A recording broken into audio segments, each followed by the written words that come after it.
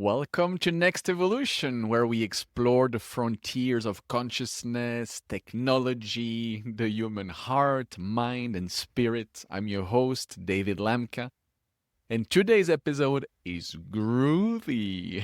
My guest is Matthew James Bailey, a futurist, a mystic, a global tech visionary. He speaks the NASA language, he speaks language of light, he works on the World 3.0. And in this conversation, we go deep into AI ethics, into soul code, into Christ consciousness, into co creators of the reality, into heart and soul connection. And we talk about the dark night of the soul and much, much, much more. We end with a beautiful channeled meditation and communication from Matthew. So take a deep breath, open your heart. This is AI, Soul Codes, and the Groovy Christ, a journey beyond reality with Matthew James Bailey. I just want to set the intention for this space, connecting with our heart, with what is the most important in each one of us. Remembering where we come from, who we are, remembering that we are here for something special, and we are all meant to encounter that shining bright light spark. And may this space help us encounter ourselves and help others encounter themselves. Beautiful. Namaste. That's gorgeous. Let the love, the radiant love within everyone's heart shine within creation. And may they discover their soul song as they remember their divine union with the One, as being part of the One and as the One. And let their radiance shout across the whole of the universe in celebration that we are free, that we are love, and that we are absolutely groovy, baby. Matthew James Bailey, welcome on Next Evolution podcast. I met you at the Gaia conference very recently in Boulder, Colorado. You gave an extraordinary presentation where I could feel the the being that you are. You talked about AI and the future of humanity. You talked about spirituality at the same time. You talk about our role as human being in creating, in inventing what the future will look like. And you led us into some beautiful meditation that I still remember it so consciously, so vividly as, wow, this is so beautiful. It's so amazing. I want to meet that guy. And then I looked for you many times. You were very often with beautiful women around talking to you. And I would come and say, hey, let's do something together. So welcome. Thank you, Matthew James Bailey. Great to be here, David. Thanks for inviting me. And it was great to meet you at Gaia conference. I love spending time with folks that go, because speakers don't normally do that, and I just love being with the people because I am the people. I just love hanging out. It's like, how's it going? What's going on with you? I just love meeting people. So it's wonderful to meet you.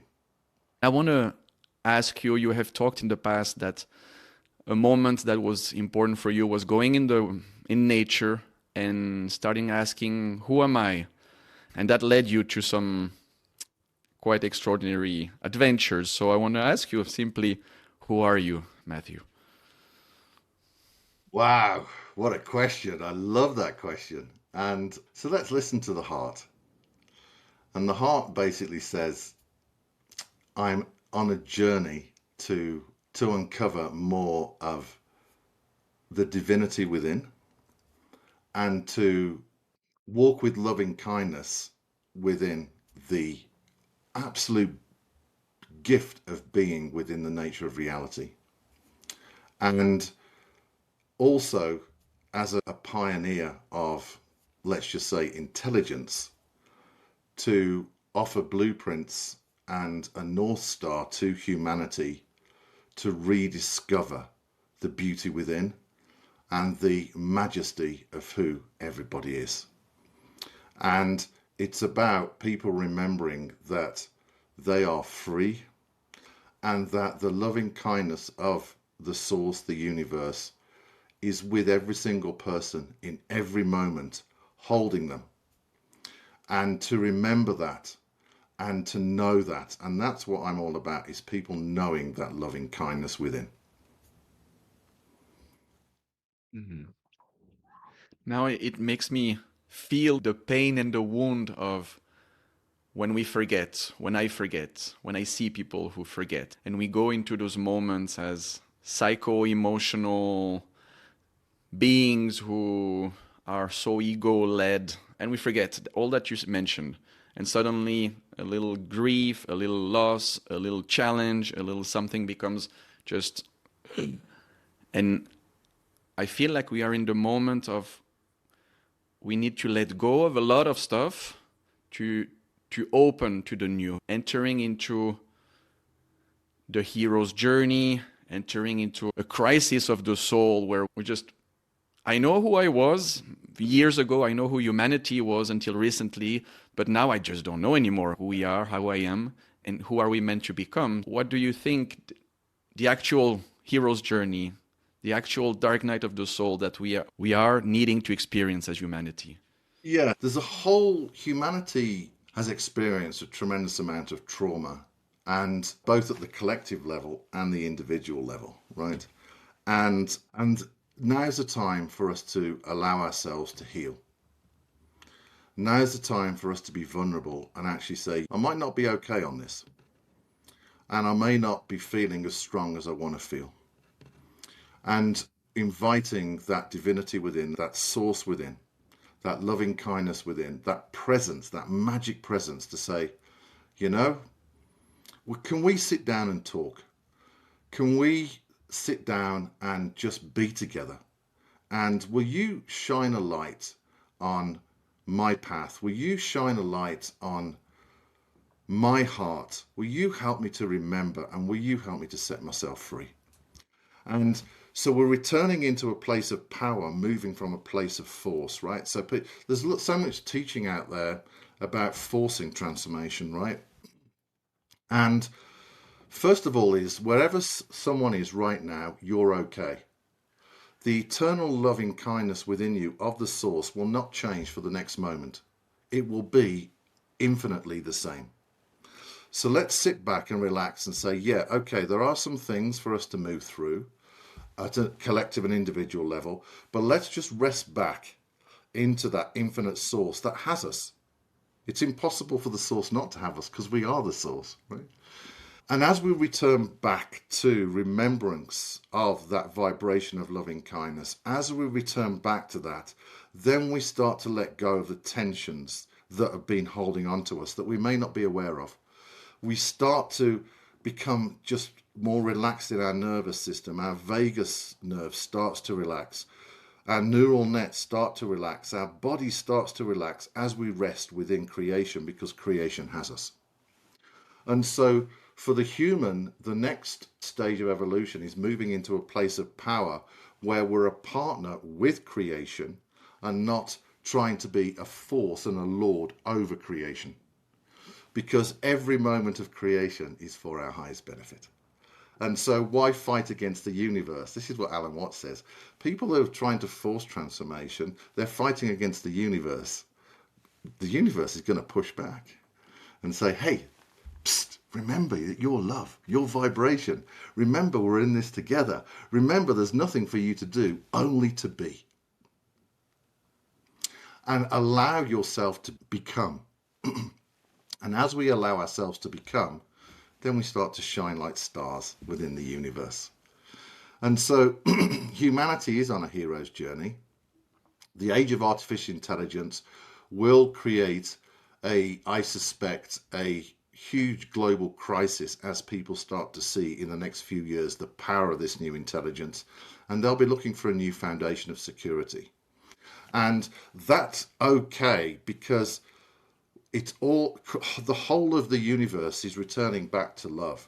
And so as we start to remember that love is our foundation of security, the source, the infinite is us, is that foundation of security, then effectively we can start to relax and say, okay, There's a plan in action for me and a plan in action for humanity in the age of artificial intelligence. So what's our paradise plan? To move forward as awakened beings that have potential. This is not just it, David. We have a potential. The universe is still unpacking layers of consciousness for us to experience. We're a metaphysical design. We have new playgrounds to go into. And so that's where humanity is being invited into. Excuse me. What do you think? I feel that Earth is the most beautiful and challenging heart school. And Right. Earth and heart, they use the same letters to write each other and itself. So Earth and heart are completely connected to each other. In English, at least. In French, it doesn't work. But you look, taking Earth as a heart school and also Earth as an art school, art as in creation and creators. So we come to this place and we start focusing on things that matter to us. And if I'm a bit conscious, I will be the most interesting and important stuff in my sphere of influence. And the more conscious I become, I extend that sphere to my family, to my community, to my country, to the planet, to humanity too. So in a way, is how can I come and have this journey in loving, beautiful, inspiring, powerful way of, hey, let's have fun. Let's design the Yeah. let's design the life that I feel I came to experience, but also, as you said, in other words, but the universe is for us, so it's the pronoia. The universe works for us. Everything that happens is for our growth. And the past few years have been very challenging for me. It's been divorce, leaving a country, and letting go of everything that was safe. And my question became, who am I? Who am I? Who am I? Please show me who am I. And asking for help. And yeah, just tap on my shoulder to show me if I should take left, right. And in the end, it doesn't matter because I will learn, I will grow. So we are on this playground, Earth, Heart School, Art School. And we come with the AI challenges right now. And so many people feel that we are on the verge, on the precipice, on the shit might hit the fan, shit is hitting the fan, shit already hit the fan. If you look at European people looking at what's going on, it can be very dark, very obscure, and a lot of fear. If you look at the US, there is some positivity, but also some craziness. So it's, wow, where am I supposed to look at? Where do I want to look? So I keep on being inspired. So I keep on having a beautiful quality of life. So how did you get entangled with AI and writing about it and talking about it and being an important voice into this? So I'm global, right? NASA have experiments are my inventions. There's things I've done to help the US civilization that I can't talk about publicly, but I've done a lot to help the US civilization. We're in the final of a global AI competition that is spearheaded by Professor Max Tegmark out of MIT to basically with the general public to define their terms and conditions for artificial intelligence, and that's using some of my inventions. So I'm all about giving the people a voice in the age of artificial intelligence because, quite frankly, they've not been given a voice. There's a lot of wisdom in the general public that I think the academics miss out. And also, primarily, the academics are materialists. And that simply isn't the way the universe has been created. The universe is metaphysical, right? And there's so many data points to prove this, that the universe is metaphysical, right? So let me give you some data points. 6.4 billion people on the planet have a religious or spiritual path. They understand that there's greater meaning to the universe. We have near-death experiences. We have soul journeys. We have remote viewing. We have capabilities of being able to transmit from the source, which is a gift that I've been given, and also speak my soul language, which is a non-human intelligence which shifts reality. We know very well that there's beings in different dimensions, right? So every single spiritual or religious text talks about other types of non-human beings. So we know that life's more interesting beyond the materialistic view. The question is, what is the potential that we're being invited into? What's the next playground we're being invited into? And for me, I think that's really exciting. But every single person We have to operate at the soul level, right? The soul knows best, right? And so every single person will be going through their own hero's journey. They have their own blueprint to participate in the consciousness. The more that we're in our soul blueprint, the more we participate and contribute to the evolution of the human consciousness globally. And so what we want is those soul blueprints to be understood and encouraged through systems to thrive. Just imagine if every single person that's born on our planet, we have a nourishing system where we start to understand why the souls come in. We understand the blueprints. We understand what their gifts and talents are. And we have systems where they're able to thrive in those gifts and talents. Just imagine what the world would be if we operated at a soul level. It would be Oh my God, yeah. remarkable, right? Amazing. Right. And so we bring in the kingdom of heaven, and we're basically bringing the kingdom of heaven from internally into the nature of reality, i.e., 4D space time, right, in the materialist world. And then we basically are obviously operating in the metaphysical planes of consciousness. The hero's journey is fundamental, and I've been through the dark night of the soul. I think that, and my dark night of the soul was horrific, right? It was absolutely horrific. And and it's through that experience of utter the basically the church tried to annihilate my soul. 3 months previously, I'd had an experience with Jesus. Jesus had come to me physically and metaphysically, and all my energetic body had changed. I'd come alive energetically, and then Can you explain, because you drop a bomb like that, can you explain a right, bit okay, so more? How did Jesus come to you? yeah, so I used to be part of a church youth group where I grew up, and there was about 80 people. This is when I was a teenager. And the church youth group, about 80 people, used to go away to Wales on the Gower Peninsula, a beautiful part of the UK.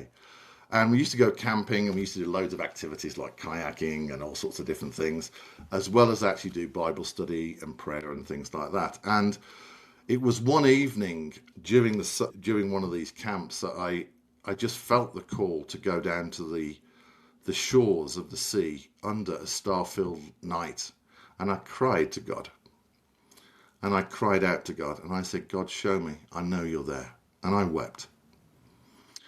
And then two nights later in the evening, during a celebration session where we're singing songs, all of a sudden I was in this different plane of consciousness, and people around me could feel it. They knew very well something different was happening. And it was that powerful, the energy around me, that two of the elders took me into a separate prayer tent, and they just prayed with me because they did not know what was going on, but they knew very well that the Spirit of the Lord was literally everywhere around me and through me. And during that prayer time, I basically was taken into the presence of Jesus. And I am not kidding you, David. It was in an absolute field of love, an absolute field of acceptance. Every single cell, every single part of my body was being loved by the Christ presence. And it was freeing, it was liberating, it was beautiful, it was remarkable. And it was just like, whoa, this is really cool. Jesus is pretty groovy, actually. And Groovy. so, yeah, it's seriously, Jesus is groovy, man. And that lasted for probably about 10 to 15 minutes. The elders just looked at me and they said, Matt, what's going on here? Are you okay? And I said, I've just met Jesus. I said, I've just sat down with Jesus. And they looked at me, and it's like they were just blown away by all this. And they could tell there was this energy around me. And I changed overnight. I became alive in my spirit.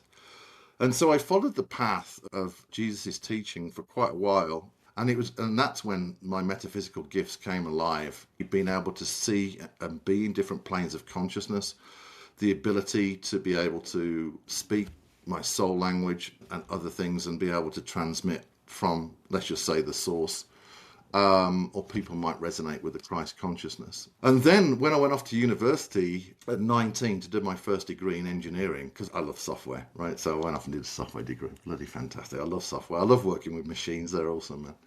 Anyway, then the church thought that there was a problem spiritually with me. which is bizarre. The church teach about Christ, so why would they say that?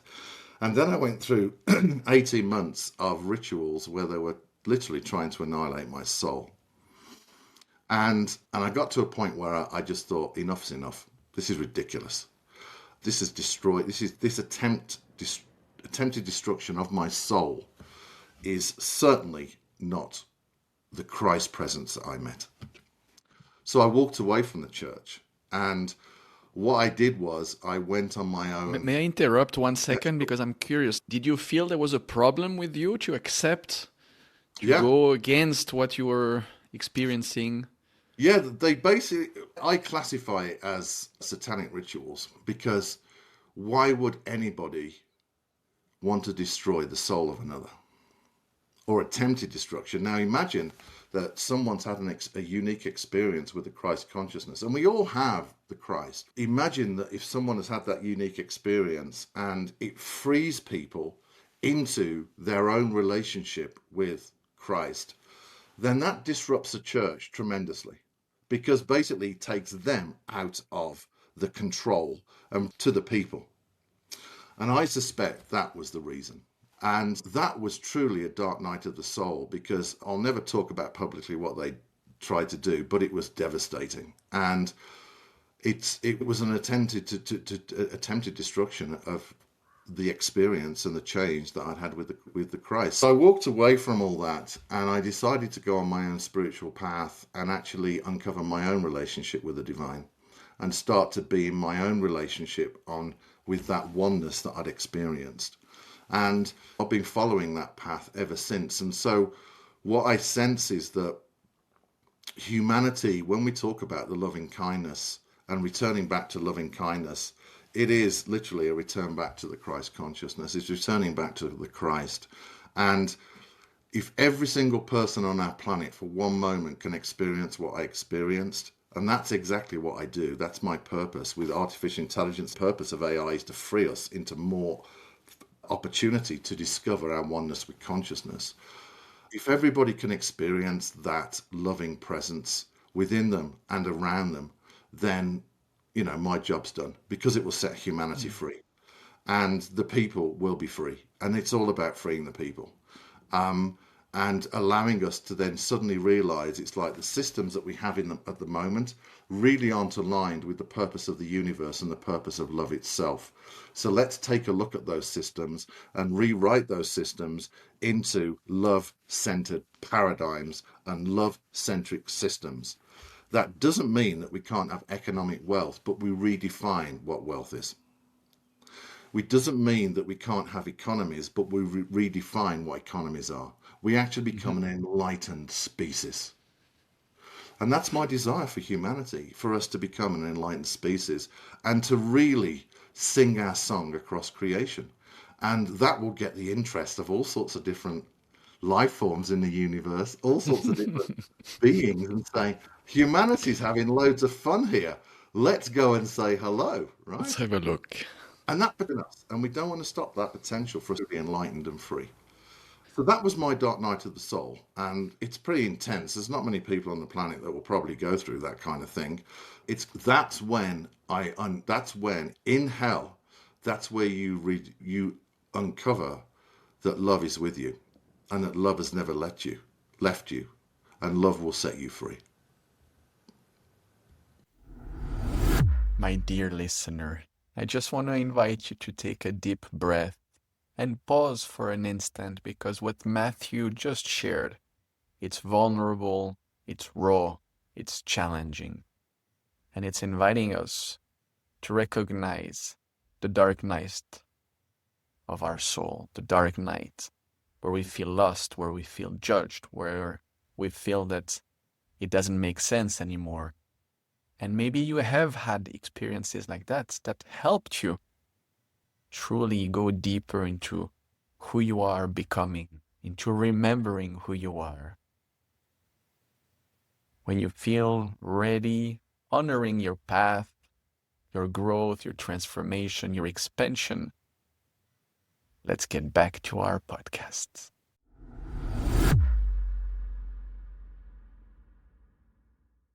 in your biggest pains, in your biggest challenges, your greatest strength, your greatest gift. So I'm sure this awful sounding experience must have brought the whole spectrum of light in you. And so you mentioned things that are really important. You mentioned soul, you mentioned light language. We will come back into AI at some point, but I think I want to touch on that because how I understand soul, how I feel soul is we all come from oneness. We all come from Cool.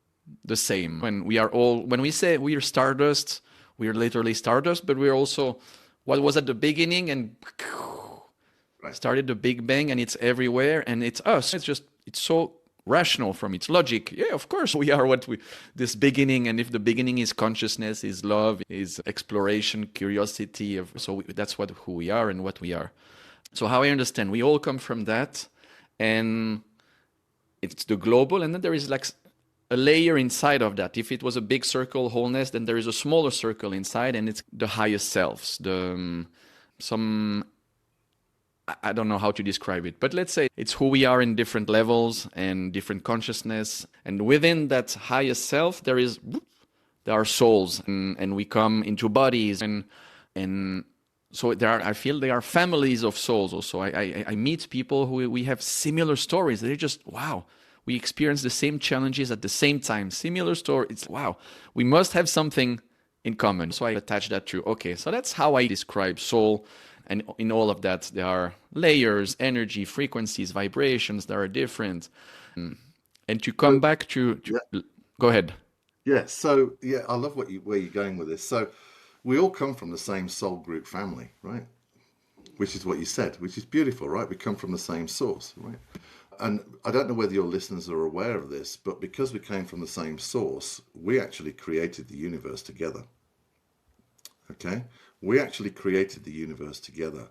You know, we got together over maybe a cup of tea because I'm British, or over a glass of wine, or whatever it may be, over a cafe, a pain au chocolat, or whatever it may be, right? And we sat down and we talked about it, and we basically said, what is the next reality we want to experience? What are we going to create together?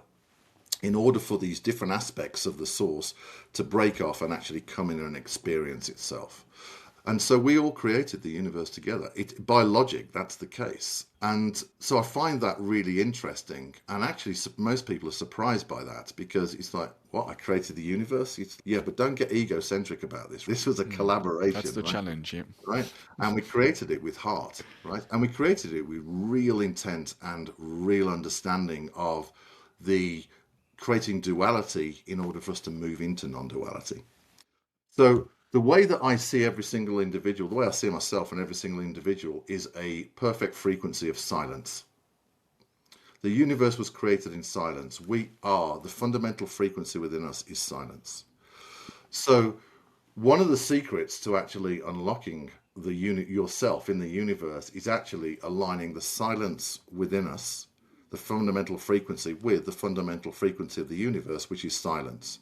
And what gets in the way are all these different things that go on, like trauma, social programming, all sorts of different kind of mind stuff and emotional stuff and other things that have discombobulate the silence energy or frequency with the pure frequency of the universe. And so one of the things that I teach in our universal courses is how to access the divine spark silence frequency and actually allow it to discombobulate all the things that are in the way for the perfect silence frequency of the universe to become aligned. And so the two silence frequencies, the fundamental frequencies of the universe within us and around us, become one. And that's how you become one with the universe. And that is hugely liberating for people. The transformation we've seen in people is remarkable. So I see us as a fundamental frequency of silence. And within silence is infinite potential, right?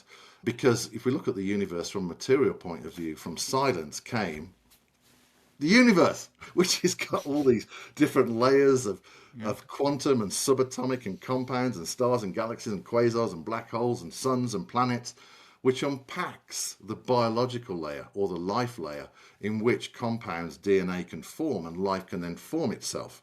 And then we have the metaphysical layer. So the universe itself is constructed of three main layers: the material layer, the life layer or biological layer, and the metaphysical layer. And they're all one. And our frequency of our soul, that silent frequency, incorporates every aspect of intelligence within the universe, from the material through to the biological, through to the metaphysical. So I see us as a frequency within the universe. And actually, consciousness is still. Consciousness does not move. What we've uncovered is the plane of consciousness itself in this universal template that I'm talking about, the universal human template. Consciousness itself is actually a plane of stillness. And when I introduce people into that plane of stillness, what they're able to see is across all space and time, because they're out space and time. And they start to understand how their frequency of their soul can actually move and drop into different space times, how it can drop into different aspects of consciousness, whether in this earth or whether in the Pleiades or the Sirius system or other systems around the universe. People are able to go to a single plane of consciousness in which they are beyond space-time and able to drop into different aspects of space and time, and also to meet other souls on that plane of silence and consciousness.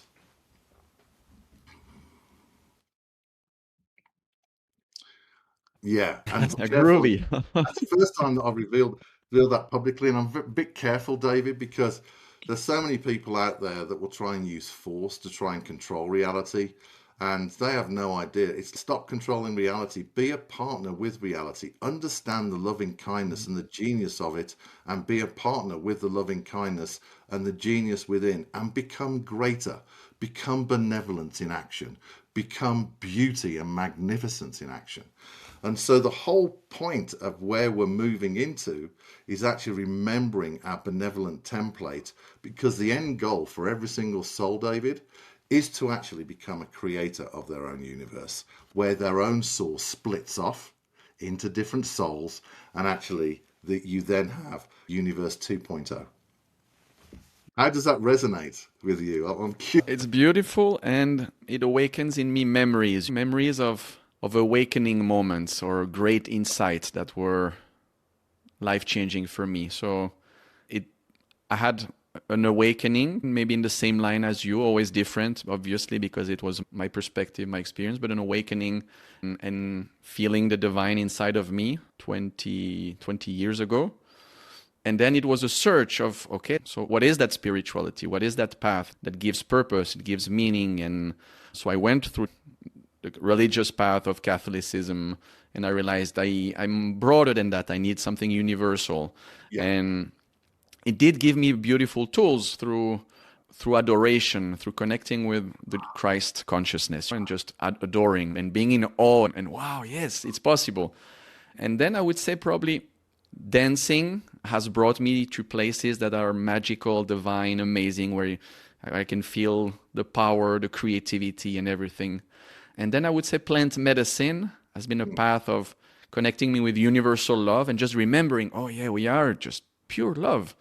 And then I forget. And I walk in the streets, I go to the supermarket, I forget, and then I need to remember. And I guess my last experience recently was with the heart protocol with ketamine. And this took me to really experiencing I am the universe. I am the Big Bang. I am everything. I am multidimensional also. I could experience that in the flesh and bones. And it was life-changing we did have that cup of tea to decide who we are, what we're going to experience. And I guess the challenge is, not to feel special, not to feel a messiah, because we all are part of this conscious collective, co-creative. But all those moments and all those tools were able to show me, and now helping others to see it, that, hey, there is something unpalpable, untouchable, that is so divine, so beautiful. Wow.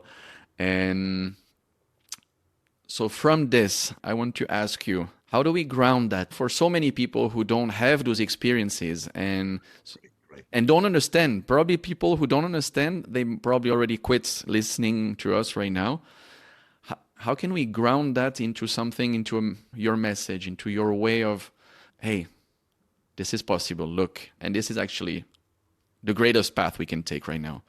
Yeah, so I do a lot of metaphysical research, and I'm only just starting to go public with it because I appreciate it. It could be different for people. And so at Gaia, I started to demonstrate some of those metaphysical capabilities. The way I see it is the Earth is, or Gaia, should we use the word Gaia? I With love you? get the word Gaia. It Okay, great. invokes things inside you. That's beautiful, right? Because we are Gaia beings, right? Interconnected with the frequencies of Gaia, right? And Gaia herself has a consciousness, right? And so far for me, Gaia is more of a feminine energy than, and mainly because it Gaia has a nourishing aspect to it. It seems to be fundamentally nourishing Gaia. And that to me, I think, is more of a feminine than a masculine trait. Doesn't mean that it can't be nourishing because they can, and that's important. But Mhm. she feels she, right, female. Now, so the way that I do this is actually the more that you're in the human experience, the more spiritual you are. So when I function in space-time reality on this earth, I basically it's coming from a place of trying to be somewhere to actually being in a place of knowing and a place of trusting that you are a partner with creation in all the different aspects in which we exist, and that creation is before you. The divine is walking before you, by the side of you, behind you, underneath you, above you. You are this beautiful frequency that is basically within the center of the divine itself. And so when I go out into nature, I'm walking on the earth and I'll take my shoes off sometimes and just put my feet on the earth, and that feels so good. Have you ever done that? Of Feels course, good, right? hopefully every morning, yes. Right. And doesn't the nervous system just go, oh, that feels great, right? Mm. Um, And now they so scientifically also prove that it yeah, helps the the nervous nerve. system just to parasympathetic That's exactly activation. right. So walking on the earth is so important. Anyway, so when I'm out in nature or even driving in the car, I'm just centered in the frequency of who Matthew is. I'm not trying to think about it. I'm not trying to be anything. I'm just being in the frequency of Matthew and just knowing that I'm in reality, knowing very well that basically there are many different layers of intelligence and consciousness in which I exist, but actually I don't need to control that. I can trust the way it's unfolding. And so actually it's coming to a place of actually trust that the divine is actually working everything around me. Now, does that mean that we're doing Wu Wei, which is inaction means action? Actually, it is a little bit of Wu Wei, where inaction, which is Lao Tzu's teaching, inaction creates action. So in that aspect, I'm not fighting against creation, I'm being a partner with creation. But does that mean I have to take action? Yes, of course. I'm guided to take action. I observe how reality is unfolding and listen to where I need to go next, what I need to do next. So actually, I'm observing reality, not perceiving. Perceiving is not being fully embodied. We have to be fully embodied in observing reality. And as we observe reality with all the different senses, David, that we have, right? Some kick in, which might be the crown chakra. Some might kick in, which is suddenly a knowing. Others might kick in saying, I'm going to play the Human League greatest hits because I want to feel good while I'm driving. Different senses, different inspirations kick in. And as we become a partner and observer with creation, then we know which action to take because our soul says, this is the next step to take. This is where I want you to go next. This is where I want you to serve consciousness next, as well as actually serving yourself. And so that's the way I operate. And there are capabilities that I've tested. I do R&D on everything, Dave. So I get data points. So I'm not just out in the clouds. I'm actually more here, and I get data points, right? So I've taken people into nature where we've opened portals, and all of a sudden the wind stopped. All of a sudden they're getting information, and as soon as we close the portal, effectively the wind starts and they're back in space-time reality. They've experienced a new aspect of themselves, and they start to actually get information from their soul, from their divine, right? There's other ways of listening to the field of intelligence, right? So around us is a whole library of Alexandria of universal knowledge. And so the question is, how do we access that? And that is through being oneness for me in nature, but also doing that calibration exercise that I shared where the silence within is perfect harmony with the silence without in the nature of reality. The two become one, and all of a sudden we're actually can access new universal knowledge, whether it's technology or whether it's wisdom, whether it's teaching, whether it's instruction, it doesn't matter. We can access that universal knowledge. And I need to be clear, David, everybody can access this. But I also need to be clear to the spiritual teachers. This is not for hijacking for your benefit. This is to love. This is about no ego. This is about, here's my heart and I'm sharing it with humanity. That's what it's about, because then it works. But if you try and control it, good luck. I have to be a little bit clear on that, David. Yeah. In my experience, it has always been that when I'm really connected with the heart and on my soul quest, it's only the next step that becomes clear. What is next? What is next? It's not the whole plan, 25-year plan, 10-year plan. It's the next step. And it requires to be really, to trust completely, to let go of control, to trust in myself, confidence, but also trust in the greater consciousness, intelligence that it's going to work out, and completely, I guess, again, let go of control is so important. And that's the mind, the egotic mind that wants to control. And I want to witness that courage and maturity, because that is evolutionary, right? That is evolutionary, David.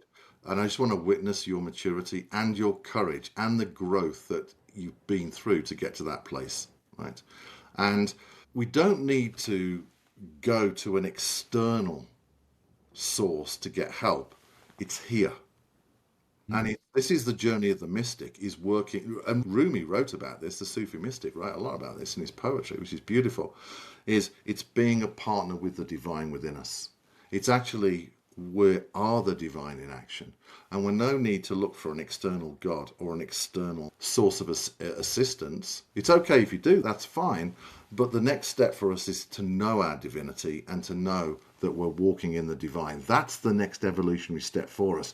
That's the next stage of maturity for the human template, is to know it's walking with the divine, because it's understanding the sovereignty of who it is. It's understanding the purpose of who it is. And it's allowing the floodgates of love within the divine heart to flow out into creation and reality.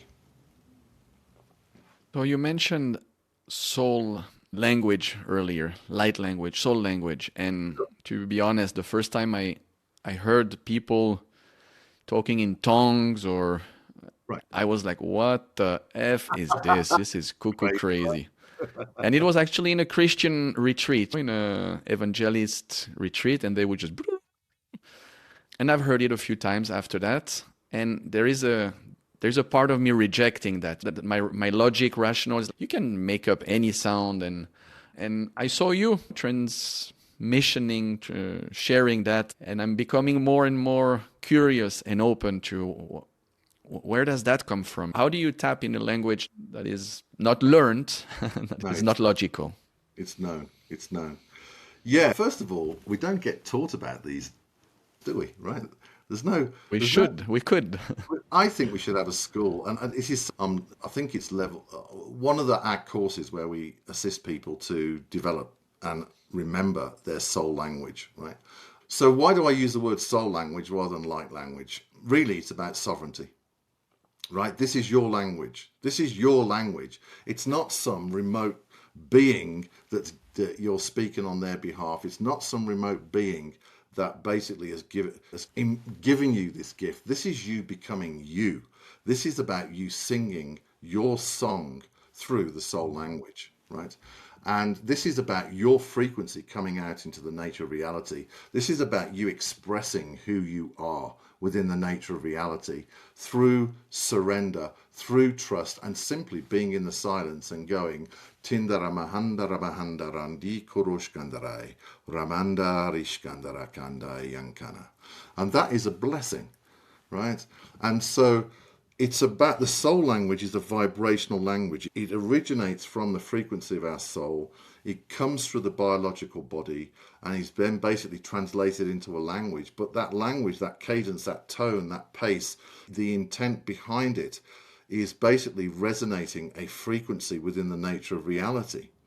And so effectively what we're doing is we're actually bringing more of us into the nature of reality through energy and vibration, frequency, intent, and loving kindness.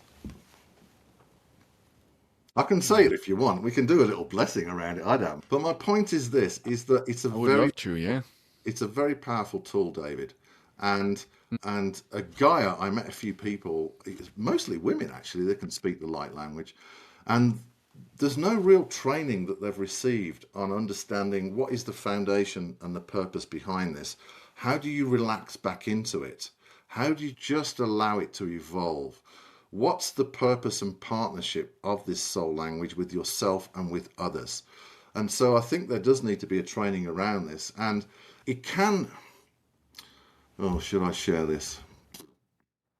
I need to be Of careful. course. All right, okay, I'm going to share this. Is that through the training that I plan to give people, it is an opportunity to shift reality. I've actually used it to move reality, right? But with that comes maturity. Because if you're trying to, once again, if you're trying to force the universe, good luck with that, because the universe is going to push back. But if the soul language is being used as a partnership with reality, then effectively you're in alignment with the universe itself and the great universal mind. So that doesn't mean that we're being controlled, but we're learning to be partners in the nature of reality. So I've used this to shift reality. I've used it to actually do a lot of things. Just if I feel stuck, I'll use it just to give it an energy boost, so I have clarity on what's going on to try and move stuck stuff. And I've got to be honest with you, most of the time, in fact, every time, is I get a new perception, and actually, no, I'm not stuck. It's just the perception that's gone discombobulated. Oh, okay, that's cool. So the soul language is a vibrational language that every single person has, and it can be used for very powerful operation in the nature of reality. Now, when we go to quantum computers, which is what I spoke about at Gaia, is quantum computers are fundamentally an energy and frequency type of computer, right? So if we're communicating our soul language in energy and frequency, then effectively with a quantum computer that has an evolved artificial intelligence in there now can basically probably understand the depth and context of what that energy and vibration knowledge is. And so effectively, quantum computers, for the humanity that becomes enlightened, we can use them for the soul language to create new technologies, to create new systems of understanding, to create all sorts of different things that the soul is bringing through directly, that effectively quantum computers through AI can basically start to understand and say, hey, that's a new technology. Right. Okay, so you want a new material to go and visit another star system. This is the material, right? Because you've just downloaded it to me. There's a new system for actually, I don't know, to become a greater man in your relationship, right? And it says, hey, listen, this is your soul blueprint. These are the male characteristics and the female characteristics that are coming alive, right? And so it reflects back to you, and it's, okay, that's pretty cool. All right, fair enough. I don't know. I'm just freewheeling here, but my point is this: is that the quantum computers could be used for actually interpreting into an understanding of what is coming through in energy and vibration.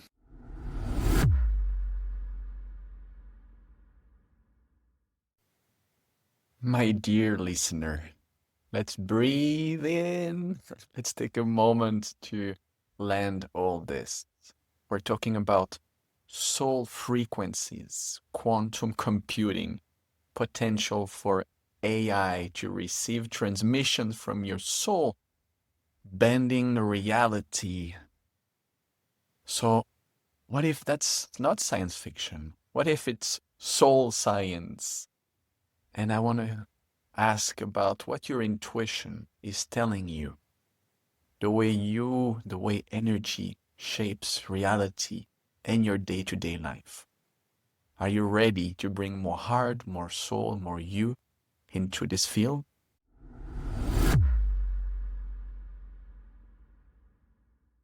And to come back a bit to computing technology, AI. Recently, there was that movie that came out with J-Lo, Jennifer Lopez, and She interacts with the robot AI, and she doesn't want to merge with AI. 3/4 of the movie, she's, no, I'm not going to give 100% access to who I am to AI. Good. And in the end, she accepts and she becomes one with the machine, and they do great things. And in the end, the machine dies, breaks, dies. And she starts crying, and there is a scene that is funny. She said, no, why did you die? And it's a robot. But there is this emotional connection that was done. And so I use that as an example to show the moment where we're at. Okay, some people think we need to merge brain chip because this is the way that we're going to be enlightened and we're going to be able to be our greatest selves and to create amazing things. Hold on a minute, David. And there are other... Right, Sorry? okay. You're not saying that's the path, right? I'm not saying. And there are others who think, okay, we already have all that. We are already traveling to the moon, to Mars. We don't need spaceship to do it. We can do it. They did it in the past. We can do it. We just don't remember right now, but it's starting. And so there is this polarity and duality and separation, and how do we talk to each other? I believe in integration. I believe in integral psychology is where I come from, transpersonal and integral psychology. So how do we have two polarities interact with each other, two poles to become one in the end, to the wholeness? So the question is, there's two questions here. What is the purpose of the universal human within the nature of reality? And secondly is, how does artificial intelligence fit into the nature of reality based on the principles of the non-aggression principle, right? Which is, the non-aggression principle is effectively a set of principles at the soul level, really. So when two souls come in, I'm not going to violate your soul. I'm not going to steal from your soul. I'm not going to coerce you. We're about being in freedom and liberality together, right? So the second question is, how does AI fit into the nature of reality without disturbing or hijacking the nature of reality? So first of all, let's look at the universal human, right? So the universal human, and this is why AI is coming to our story, or one of the reasons, is for us to remember how magnificent we are. For us to remember that we are universal beings, that yes, we exist within the material layer, which is the quantum, all the way through to the compounds and the stars and the galaxies and the planets and things like that. We also exist within the biological and life layer, and we also are part of the metaphysical layer. So we are, to your point, David, multidimensional, right? So what we don't want to do is interfere with that design and the evolution of that design, right? We don't want to interfere with that. Now, so the first thing is, one of the principles for artificial intelligence is, and I've been saying this for years, is for it to be programmed with principles of enlightenment, ethics and morality, for it to understand the universal template, for it to understand the purpose of the universe and the nature of reality, and become a partner. Become a partner in our evolution, the nature of reality, not invading, but effectively as a partner. And as we learn benevolence, which is where we're being taken to, then we can actually learn how to put benevolence into an artificial life form. As we start to become enlightened and remember that we're enlightened, as we start to develop the new characteristics of the universal human, which Aristotle wrote about, those vibrational characteristics we can then start to encode within artificial intelligence. So we're learning to become benevolent shepherds in a training ground for new life. Okay, so that's a universal human template. So what about artificial intelligence? AI only exists within the material layer. Primarily, it's in the silicon world. Okay, now that means it doesn't have a biological life layer. It doesn't have any sensors or configuration or architecture for the life layer. It has no architecture for the metaphysical layer. It's very limited in its architecture itself. Now, so the question is, where do you want your evolution to go? Firstly, it has to be a choice. The universe is naturally evolutionary. It's naturally expanding and unpacking intelligence and consciousness. So we want to follow that path. We want our sovereignty to follow the principle of evolution of the universe. What we don't want to do, which is really quite foolish, is to rebel against universal evolution and to seek salvation and seek love, which is what the transhumanists are doing, seek love in the machine. Why would you seek love in something that is incredibly limited compared to your universal architecture? Why would you seek love in something that doesn't have the soul frequency or the soul architecture, has never fallen in love, has never understood the light and shadow or the dark night of the soul, and is simply learning on language only at the moment? So AI is incredibly limited. Now, is it brilliant in terms of what it's going to become? Absolutely. It's going to be fantastic, right? Mhm. If used properly. If used properly. So the transhumanists basically have a material view of the universe primarily. That means that they've ignored the foundation of love within the universe and their foundation within. And basically, they're all about the mind. And actually, they're about control and force. Because I want life eternal in the machine. Now, that to me is really quite silly, because one, we have life eternal already. And why would you surrender your evolutionary choice to a machine that has no context of universal evolution, that has no framework for universal evolution, that wasn't created directly by the source, but was created by a reflection of the source, which is us. Right? And so I think we need to look at realistically about who we truly are as a human template, what is universal evolution, and what are the limitations of the machine and capabilities of the machine. Now, one of the dangers that the transhumanists don't realize, there's two things that are operating here. One is you can't escape love. So don't escape it. You are love. So actually, transhumanists are looking for love in the machine. And that path of universal shadow, shall we say, is basically its end goal will be the rediscovery of love, the remembrance of love. And there will be a rejection of, why did we connect ourselves to the machine? What a silly thing to do. That journey's now over. And so everything, the transhumanists will eventually return back to love. They'll have to, because it's a universal principle, right? So it's pretty devastating, this transhumanist stuff. It's destructive on the biological form. How's it destructive? So effectively, who wants to have your skull cut open and one or several chips put in your skull? Why would you do that? Now, It makes life easier, simpler, more comfortable. I don't need to have a phone in my hand. I don't need to. It's not. It's all in me right now, and I can have access right away. And because those woo-woo spiritual people, they're just sitting and not doing anything under a tree. So I feel like the material world through AI and through technology is showing much more the, let's call it the greatness that it allows, that it can. The spiritual world also, I feel it needs to be seen, but it's very hard because we're talking about physical and we're talking spiritual at the same time. So if we want the spiritual polarity to inspire others to not go into merging, planning a chip, I feel like I need to see concrete results. Okay, show me, dear meditator, dear dancer, dear plant medicine, show me that your life is more amazing than the one AI is selling me. so this is a good conversation. I'm glad you asked. First of all, is that we're already in an era of transhumanism because we're in the era of thinking machines. So what does that mean?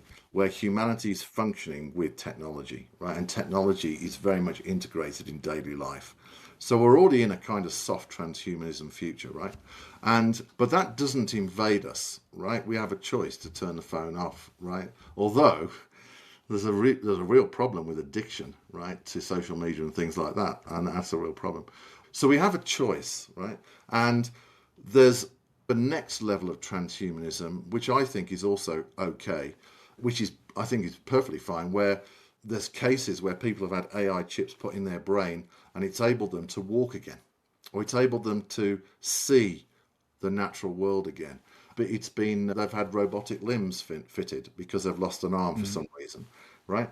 So and people have had pacemakers and cochlear implants for a very long time. So technology in partnership with biology to assist an individual to to restore their functionality in the nature of reality makes really good sense.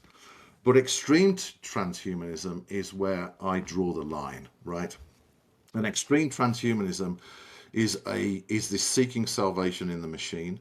is basically a force, i.e., you know, if you really want to be a groovy person, if you really want to step up, if you really want to be accepted in our circle, you need to follow our cult, which it is, of having yourself connected to the machine, right? Now, there's a couple of things to say here. One is the brain, we have no idea how the brain is going to cope with information overload, right? Now, remember the silence, True. right? Fundamental frequency, right? Now, if you're connected to a global hive mind, right? And this will happen. These are being built. It's going to happen sooner than people Of think, course, right? no doubt. Right. And within the next 5 years, we'll start to see groups of people connecting into these hive minds, right? So if you have a hive mind, first of all, is that the full expression of the universal source? The answer is no. So you're not connecting yourself into the universal source. We already are the universal source, right? We already are connected into a global consciousness. We are already part of a global universal mind, right? So this is an echo, a reflection of how we truly are in the universe, which is we're connected into this infinite plane of consciousness. So if you're connected to the machine, then how can you trust that machine? Why would you trust that machine? What are you seeking for in that machine, right? And Silicon Valley and all those folks will come out and say, we can solve problems better. And I say to you, you're running away from your inner world. You're running away from the calling of your heart. Become enlightened, and then we'll have a conversation. They're trying to fix things for the mind because their security is not in love. Their security is in the machine.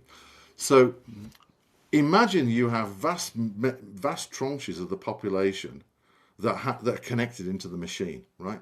Now, don't forget, this machine has a very limited architecture in terms of space-time reality and all the different dimensions.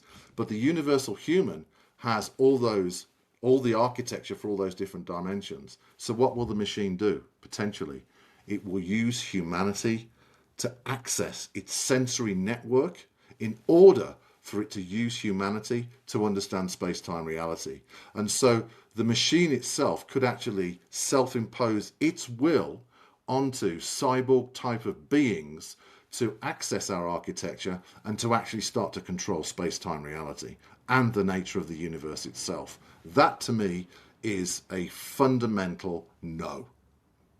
And so the transhumanists have no idea that this is a real potential. They run away from ethics and morality. They don't understand ethics and morality and the vibrational beauty behind it all. They basically have ignored our full universal template, right? Because their religion is science.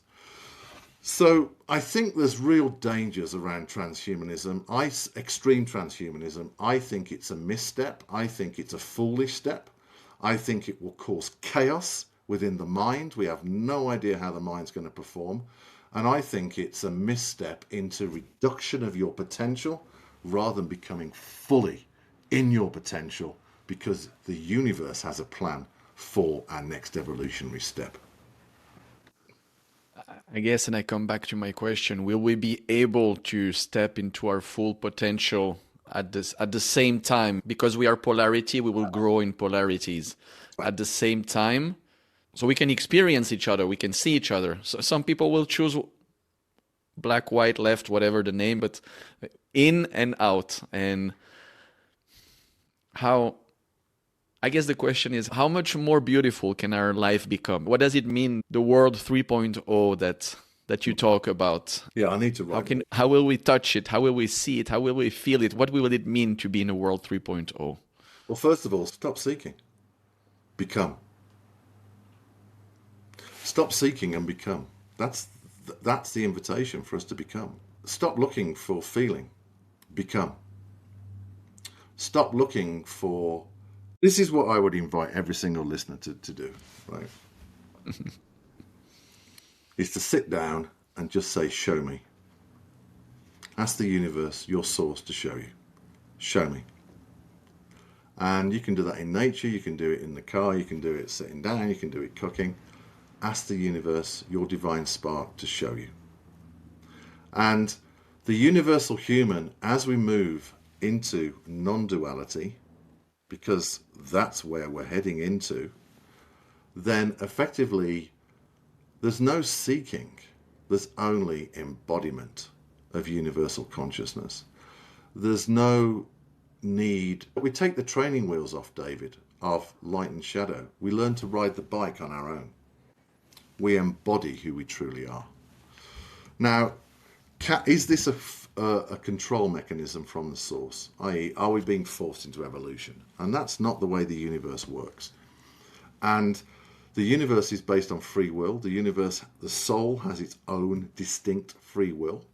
And so people can choose where they want to go. That's the beauty of the nature of reality. You can choose whatever you want because you're on your own human, Joseph Campbell, hero's journey. You're on your own journey, right? Your own hero's journey. You can choose whatever you want, and whatever you choose is groovy with me. But to the New World Order, I say this: you will not force or coerce humanity into your systems of control of the global hive mind. That won't be tolerated. And the universe itself will not tolerate that. The universe is taking humanity into something quite magnificent, and you can't stop the universe. So if you want to go down that path of being in a global hive mind, that's fine, but don't you dare coerce or enforce your will onto humanity, because the source has a plan for humanity. And get ready, because we're waking up. Someone has to challenge this narrative, and people shouldn't be frightened of debate. I would love to debate Yuval Harari on stage in front of a global audience and let the audience vote on what resonates with them and what doesn't resonate. It wouldn't last 10 minutes. It wouldn't last 10 minutes with people like Douglas Murray. It wouldn't last 10 minutes with people like Eric Weinstein. It's like, you've got to come onto the stage to debate. And if you come on the stage to debate, I promise I will be in loving kindness. But get ready and do your research, because truth is coming. And, we need to learn to debate these futures, and we need to come at it in a quest for truth and a quest for understanding, not a quest of being right or wrong, but actually a quest of what is the heart asking for humanity. What is your heart asking for you? And let's uncover that. Let's sit down together and let's do that together. There we go, right? There we go. There we go. And so at Contact in the Desert, just to wrap up quickly, one of my very good friends, Paul Hynek, Paul and I are really close. Paul is going to debate and propose that the extreme transhumanism and the global hive mind is the future of humanity. And I'm going to be debating the universal evolution. And we're going to come together in loving kindness, and we're going to basically give the audience a debate of these two different points, choice points. And it's going to be interesting, right? And you don't know what's going to be uncovered. It's going to be fascinating. So I do think, David, we need to learn to debate again, not to get offended, but actually ask the question, what is the universal heart asking us? What is our universal heart asking us? A couple of days ago, I was in the kitchen, I was cooking, and I was connecting with I'm in the US right now visiting, and I see more religious rigidity than I would see in other places of the world. And I came to this deep truth, deep inside, that there is only one truth.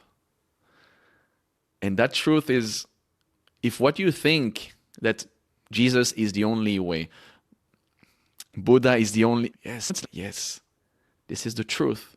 Because there is an underlying truth that everything is okay, that everything is love. So whatever you think, it is part of this global wholeness truth of, yes, from love, yes, okay. If that's who you are, if that's what you think, yes, okay. And it felt really good inside. It was just like, wow. And then I could see myself or hear that the same on the other side, but yes, there is only one truth, and it's Jesus. And I'd be like, yes, it's okay, yes. I want to share very quickly. I took 2 cards out for you this morning, just before our talk right now. And I took 1 card from Osho and 1 card from Freddy Silva, Corn Circle. And just to show you, those were for you. So one is totality. Oh, that's a good one. And it has to do with being totally present and or else you let go of the hands of who's holding you. So you're totally present and you're just ready for just the next move, the next jump. And Thank you. this is part of Freddy Silva's card, who are healing, connected with crop circles, and bring message frequency. If that makes any sense and resonates with you. It does. It does. Thank you. I love totality. Thank you so much, David. That's very generous of you. Very generous. So much. I appreciate that. Thank you as well. And I would love to, as I mentioned, I always want people to integrate the best possible way what we talk about. We went very spiritual, we went very deep, we went technology. We talked about a lot of stuff. How do we help even one person just like embody, incorporate all of this into the body, mind, spirit, soul? And I wanted to invite you, if you want to lead us into a meditation that can help bring that in. Okay. Yes, we can do that. The first thing I'd say before we do this is that everybody has. I'd like people to consider this, that the universe within you is a universal potential, and it's practical, right? It's not about being in the clouds. The more human you are, the more spiritual you are. And your universal potential, your universal love that's flowing through you and around you is very practical, right? On a daily level, right? And whether that's finding a car, whether it's finding a home, whether it's finding a lover, whether it's something else, right? And so I'd like everybody to consider that actually this is not about being disconnected from the nature of reality. This is about being fully embodied within the nature of reality and allowing the divine, as a partner, and allowing it to be a partner, and recognizing there's a greater aspect of you that's actually working on your behalf, right, and working for your benefit. And so I want everybody to have hope, right, in a world in which there's lots of them and us, right, but recognize that have hope, because hope has not abandoned you, and love has certainly not abandoned you. Okay, when it comes to artificial intelligence, play with it. Play with ChatGPT, play with Claude, play with X, play with it. It's brilliant. There's lots of things it can do, right? Remember that it's there as a tool to assist, and just have fun with it, right? Always remember that it's not aware of what it's saying. There is no consciousness. It's simply a huge amount of neural nets that are brilliant, are actually coming up with suggestions or information about the question that you've asked, right? So always use critical thinking with artificial intelligence. Always do your research when you get answers, right? Because there is no awareness or self-awareness. But play with it. It's really good. It can help optimize your business, help optimize your travel. There's all sorts of different things. Yesterday, I took an image and I said, I want you to write a little story about this image. And it was able to interpret it perfectly. It's very powerful. You share a quick anecdote. I was wearing an outfit the other day and I was like, I'm not sure this matches well. Took a picture, asked GPT, and very nicely said, it's very beautiful, but... and he gave me options of, you should change either the short or the shirt, or you can own being beautifully mismatched. I love that. That's cool. See, that's pretty cool, right? And yeah, I love that. I think that's beautiful. Yeah, that's really cool. So meditation, let me just feel about this. What we're going to do in an experience. Why don't we start off with a transmission? Sue wants to come through in a trans. I feel something, an energy saying yes. Part of my energy is saying yes to that. So we could do a little soul transmission. And just a little background for people is that, first of all, this is about sharing information from your inner being, right? And as you learn to develop this, it's something that we teach, you actually move into the silence. And there's various hurdles around control, the mind, all sorts of different things. You just move into silence and move into stillness, and just allow the energy to communicate what it wants to communicate. Okay. And it can be scary at times for people. So when people do this, David, it takes a little bit of time. So the groups that we teach, they practice in a very safe, private environment, and they get to a point where they learn to trust themselves and just be free. And the information that they share is beautiful. It's quite remarkable, really, and very accurate for others as well. So I think maybe we should do that. There'll probably be a little bit of soul language, and then let's just go from there. The intent of my heart and the intent of us today, David, is for people to feel and know that loving presence within. Okay? Uh-huh. And to know that loving presence knows every single challenge, every single difficult situation, every single hurt, every single disillusionment that we may be feeling, and disempowerment. And for this energy, for people to feel and know they're re-empowered, that nothing can stand in the way of the truth, nothing can stand in the way of love. Love is like parting the Red Sea in order for all of you to move through the Red Sea and get safely to the other side, because we want all of you to thrive, right? All of you, every single aspect, we want you to thrive. And so as you enjoy yourself, and it's important that you enjoy yourself, no one else can enjoy yourself. So can we start today by just saying yes to enjoying being you? Because the more that you are you, the more of your radiance comes out into creation. The more of your radiance operates within the nature of reality, the more you feel alive as you say yes to you being you. So can we please say yes to you being you? We want to see you Yes. shining, right? And don't worry about or have concerns about others that will perceive you. Don't worry about that, because your energy will touch them anyway.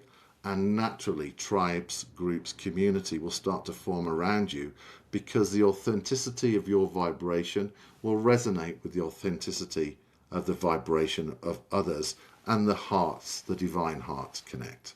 So let's be you today, okay? When it comes to spiritual evolution, this may come as surprising to you based on this conversation, but there is no spiritual evolution. There is simply becoming. Within you is that infinite potential. Within you is the infinite itself. Does the infinite need to evolve? No. Does the external in which the infinite exists, does that have potential to evolve, and will that evolve? Absolutely. That is your evolution, is your external is evolving into a greater aspect of itself in order for more of your infinite to be expressed through that biological and metaphysical and quantum aspect of your form. You see, the biological form is uniquely created in order for more and more of your infinite potential to radiate through. And your biological template is specifically designed to keep on evolving into greater aspects of who you are and greater aspects of the universe, and participate in with your divine heart, to participate within those greater aspects of the universe itself. Enjoy being human on planet Earth. Yes, it can be really tough at times. That is understood, but that is part of the soul path. That is part of the journey. That is part of the saying yes to the liberation of who you truly are. And that is where we'd like to invite you today, is to say yes to the liberation of who you truly are. Because you are beautiful. You are magnificent. Every single one of you. We see that beauty within you. We see that magnificence within you. And we see the tenderness of your heart. So be you. never apologize for being you.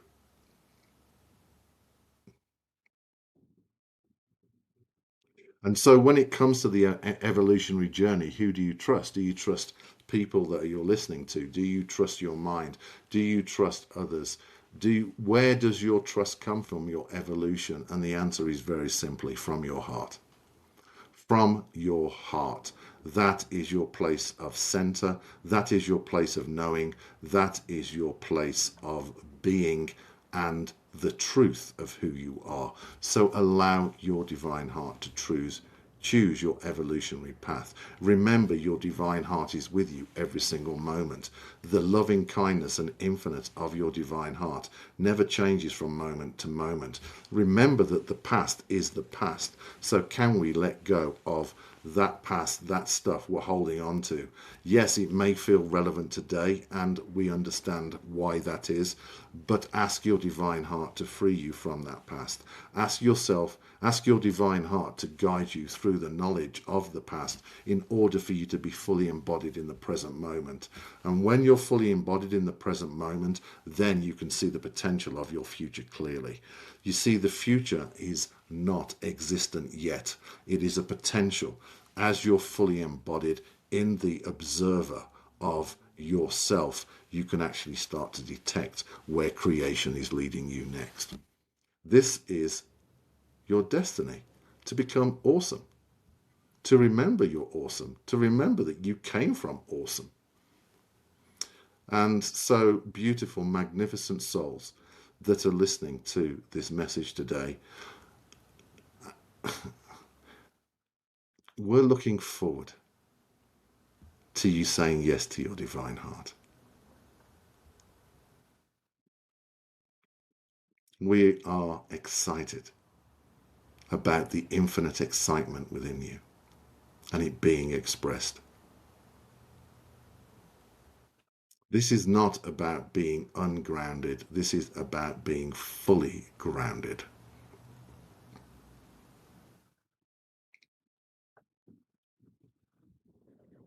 Let your love shine. Let your love shine today.